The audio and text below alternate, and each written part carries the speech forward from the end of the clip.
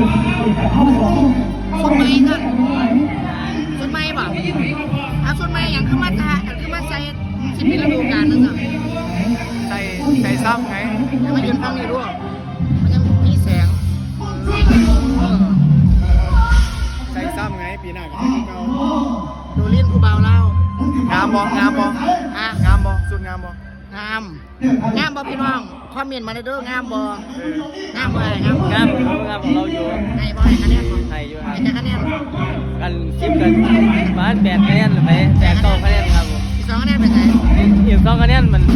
มองผ่ามันโซ่ผ่าหลายผล มันสู้ผ่านแล้วบ่เห็นมันต้องเต็มเด้ ระหว่างประหยัดงบ ในขณะว่าประหยัดนี่เพชรเม็ดกลุ่มยัง1,300 1,400อ่ะ คันข่อยตาข่อยกะจีเฮ็ดผ้ามากๆเว้ยใส่เพชรจัก2เม็ด นี่ประหยัดก็เขาอีกตัวสัน ไม่เขาว่ามีเพชร โอ้ว่าไม่ยุ่มยับเด้อวะ ก็เลยบ่ได้ถ่ายหน้าสดจังๆเนาะ เอาท้ายหน้าสดดิหน้าสดหน้าใสบักคักดิมันก็นะ มีคลิปดีเนอะ มันก็นะพี่ คลิปดีมาบอกกูเนี่ย คิมหยัง มีคลิปดีมาบอกต่อครับแต่ว่าเพิ่นเซาผลิตแล้ว มันชอบผลิตแล้วแบนมาได้ใส่แบนอยู่ไทยหรือแบนอยู่ประ แบ เท น ศ อยู่ เจ้าของ ฟังลาวครับ โอ้แบนอยู่ฟังลาวใช่เราดีบ่ อันใส่มา8 ปีแล้วครับ